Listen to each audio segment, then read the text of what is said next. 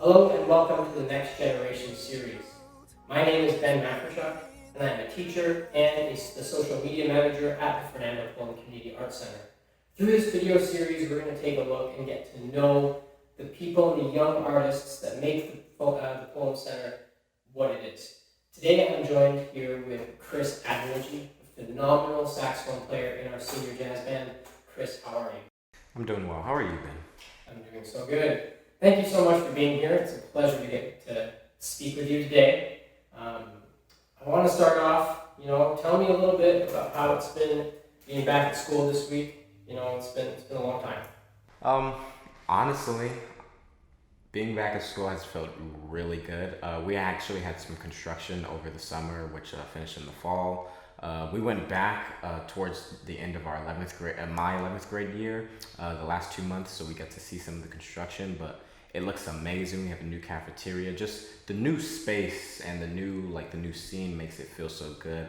I love all of my classes. My teachers are all really cool, and just being back and surrounded by people, my friends. I was staring at a screen for 9 hours, and now I'm in person going from class to class, getting to walk around. It honestly feels really good. I feel like I'm getting back to some normalcy. I've never heard so much enthusiasm for kids going back to school as I have in the last couple of weeks, but that's really good to hear. Yeah. So, Chris, you and I know each other fairly well. I've had some excellent conversations with your mom as well.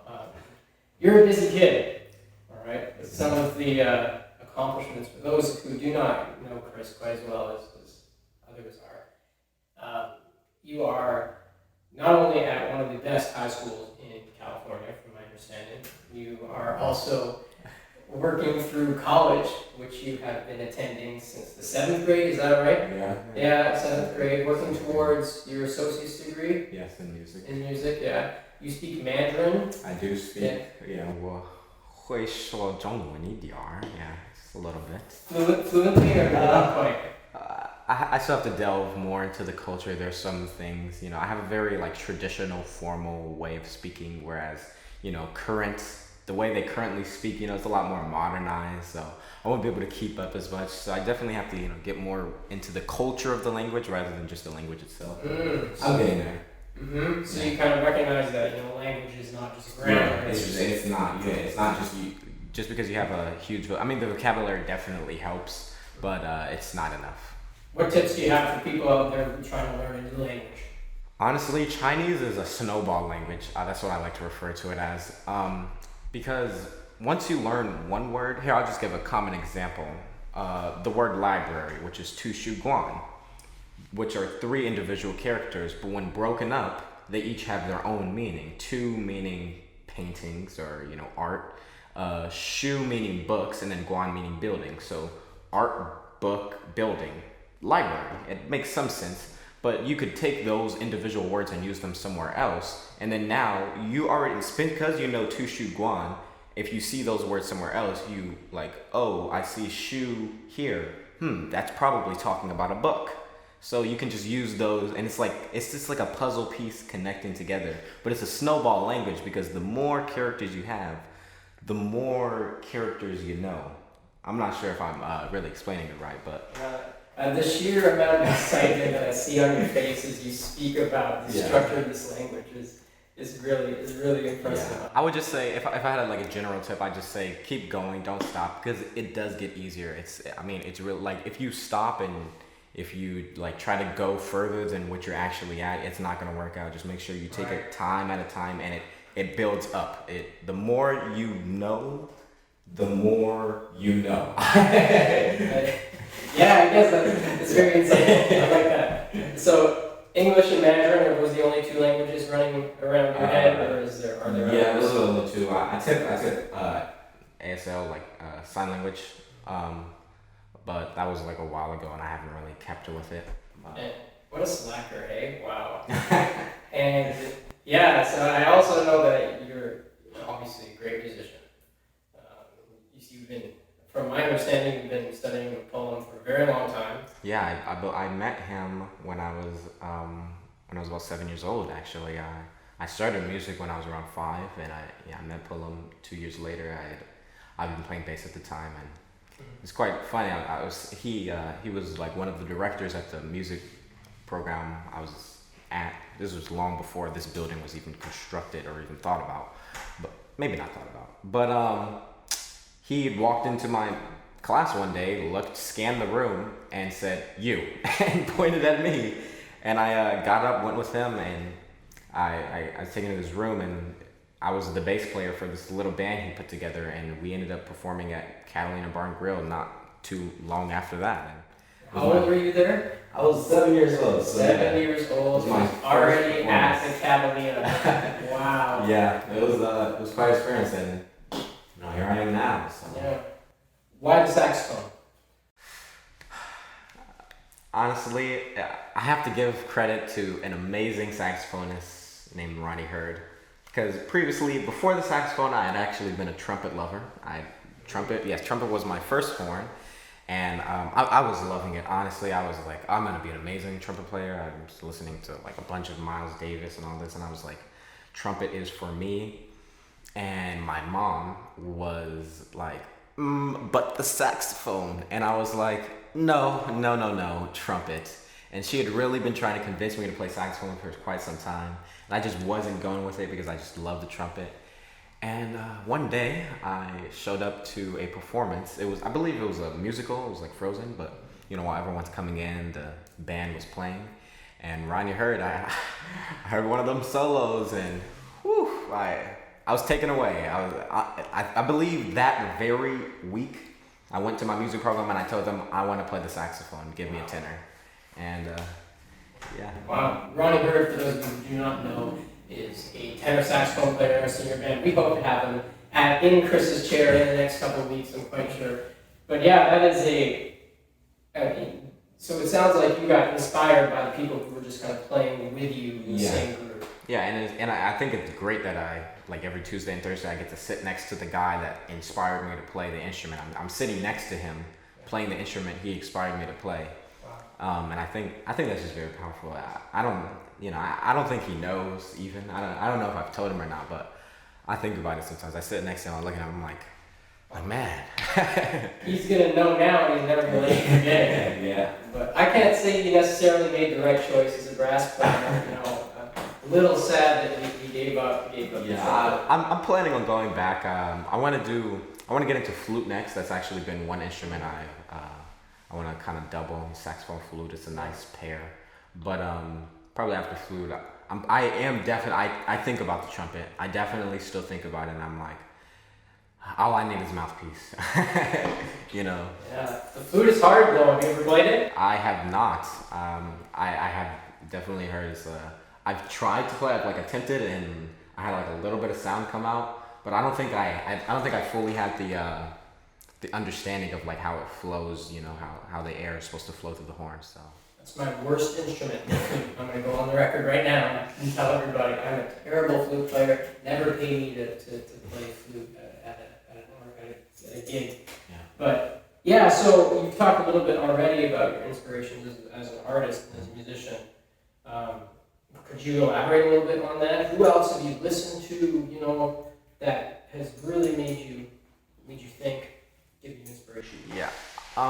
Honestly, so I have three main inspirations, and these guys are, and I was asked this question before, and I took a while to think about it. Three real people that really impacted me, and coincidentally enough, none of them are saxophone players, but. The first one would be Miles Davis. I was a trumpet player, so naturally I was the best trumpet player around. I looked it up and his name showed up, and I was like, okay, I'm gonna listen to all his songs and try to become great at the trumpet. And I did watched all his documentaries, and I just fell in love with his music, with his solos, with all of it. And if I had to choose a favorite song, it's that one's quite difficult. There's so many good ones, but So What is up there, Stella. Classic. Stella by Starlight. I love him on that. I'd probably have to go with So What if I wanted to recommend. It's a classic. It's a nice one. What is it about it that keeps you coming back? With Miles Davis, it's just the feel. it's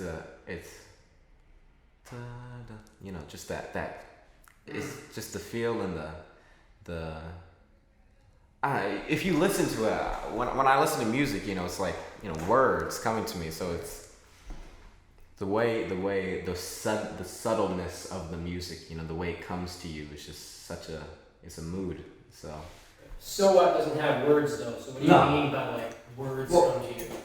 Well, music is a language. So, you know, when you hear music, you may not realize it, but it's still speaking to you. I mean, when I play my saxophone, I see it as a way of translating the things I hear, I feel, and I see, and the things that I think into my saxophone. So when I play a solo, I try to translate all that into my solo so that you can possibly get a glimpse of what I'm feeling. And I feel that great musicians do that all the time. And I mean, you can definitely, like, when you listen to a sad song, you know, I mean, there's words to help you know that the song is sad, but you can hear just notes and you're like, oh, this song feels sad before you hear anything. And so when I hear people like Miles Davis, you know, his solos, I get a glimpse of what he's thinking, and I like it. Are there themes that come up in your own playing? Like you're mentioning that you're kind of trying to put some of your ideas into your sound, but are there themes or ideas that keep coming back to you? You know, not too much, honestly. I'm still in the, like, you know, I've only been playing for, how long has it been?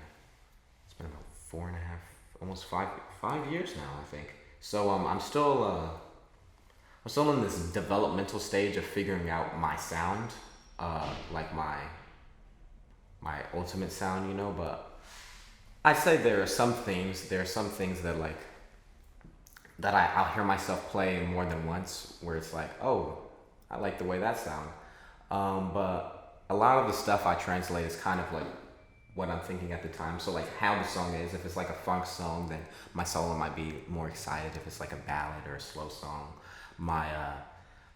it won't be necessarily sad, but like moody, you know, like just like a slow like stomp. So I usually try to make my mood usually reflects what the song is, but I don't have like a set, you know, theme. Like some players, it's like, you know, I mean, I think it's kind of crazy that you can hear a saxophone player and be able to identify them, you know, just by hearing that's when you know you have a voice. You know, like we're able to identify each other by our voices because all our voices sound the same. So when you become well known enough and you have a distinct enough voice as a saxophone player that someone is able to recognize you just by hearing you play, I mean, I think that's really something. So that's pretty much what I'm working on as a saxophonist and a musician right now. But so you're trying to actively develop your voice. Yes. Right now on the saxophone. Yep. Yeah. Do you think you're on the path, or do you think you have I think I still have a few things to figure out, just as far as like setup and knowledge, like just gaining more knowledge about my saxophone and about music in general. But after I figure, like, minor things, personal minor things that I just, you know, have to shed out. But after that, I think I'll start like hearing my voice more. Where do you look for that knowledge? Honestly, I mean, I look amongst the people in my band. I talk to them all the time because some people in the jazz band, Fernando Jazz Band, have a voice. I mean, I'm able to identify, whether they know it or not, I'm able to identify them just based off their playing. So sometimes I talk to people like Ronnie. I've talked to Chris. Sometimes I talk to other, like I'm in the jazz band at school, so sometimes I'll talk to my band director there. He plays trumpet, and just musicians I can find. Like if sometimes we get to meet artists through the Pullum Center, many artists, and sometimes I'll ask, you know, someone from the horn section, like how they developed their voice or how they got to that point to where basically what I explained, where someone can identify them without necessarily seeing them play. Right. Do you think this kind of process of developing your voice, is that a strictly musical exploration for you, or are there things outside of music that you feel you gotta do to build that? I don't think it's strictly music. I think developing your voice in general is something everyone whether they know it or not takes time to do, you know. So if you want to be heard, you have to develop your voice, and there are definitely things you have to do outside of music in order to get this done. I feel like just like because musicians just don't play instruments. They're still people, you know. They when they put the instrument down, you're still a musician, you know. So you still have to. There's still certain things that you have to do as a musician, aside from just playing music. You have to be able to communicate. Communication is huge. You have to be able to show up. You know, if you have something, you have to be able to be on time. You have to be able to. It's not a job. I don't like to call music a job or work, but you have to treat it as it, because if you don't, I mean that's when because you can still get fired from it. So you still have to treat it as a job, as work. You have to treat it seriously, but you're having fun. You know, they say you never have to work a day of your life if you love what you do, and I love music, so I don't really see it as work, but I have to treat it as it. So right. So you like. You got to kind of stay professional and that kind of part of it. Very, Absolutely. Now, Chris, I think a question that I always have when I speak with you is that, there's so many things going on inside your brain. I mean, you have so much that you're thinking about. Even now. Yeah. What are you thinking about right now, Chris? At this point, I'm thinking about a lot of things. It's kind of all over the place. I'm thinking about what am I going to do this weekend? What's the next question he's gonna ask me? How am I gonna answer? Music stuff, some school stuff. My head's in a lot of different places. Sure. I'm working on a pilot's license. I'm like, I'm scheduling time for that in my head. So it's always working, whether I want it to or not. It's always taking up some space. So yeah. So as we kind of end, near the end of this discussion, I want to ask, what is it that keeps you coming back to music? Because it's pretty clear, I think, to everybody that, with your mind, you could put yourself into pretty much any discipline that you wanted to. What is it that keeps you coming back to music? I mean, you're doing your degree in music right now. And I don't know if you're thinking of a career in music, but... I like that you said that. I'm actually not thinking of career in music. I'm never going to leave music. It's never going to escape me. Okay, that might not have been technically true. Yeah, I might, have a career in music, but like you said, this thing's always working, and it's not always just working on music. So I've actually, put my time into some, just recently, some computer engineering and computer science stuff. So I'm doing a lot of that. I'm taking computer science at my school. I took a few coding and engineering classes over the summer. So I just recently figured out that, because I always knew somewhere in the back of my head, it's like, music's not the only thing. You can do more, it's something else. And I just recently found out about the computer science, my love for that. And I can really see how, I've already connected my computer science and engineering and coding to music and vice versa. I've already seen some of the connections, in some of my coding classes. It's like, I can literally make a song, and because I know notes in music, I'm able to, make a song with code, which I think is pretty cool.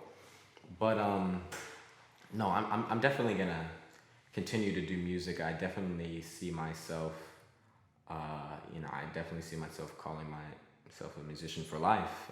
I'm never gonna escape that, but I'm not gonna be constricted by this, because musicians are a lot of other things as well.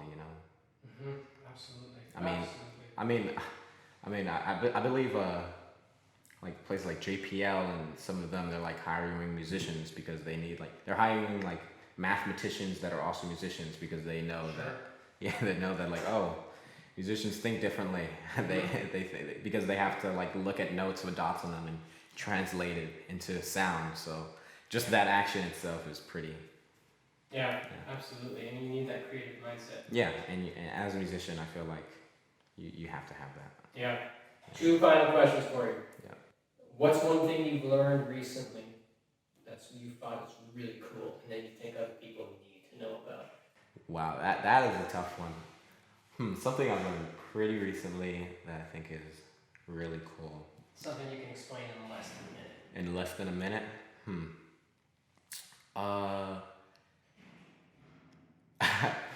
Honestly, something I learned just today, what I think is really cool. It's just like I've never thought about it, but it's I guess how cameras work. I don't know if that I don't know if that's relevant, but I just think it's maybe this is a little too long to explain, but it's actually maybe I should think of something else. No, that's cool. That's cool. Maybe that's a little too interesting. Give us the 30 seconds. The 30 seconds. This is your exam. Go for it. Okay. Actually, I'll shorten it. I'll shorten it for you guys.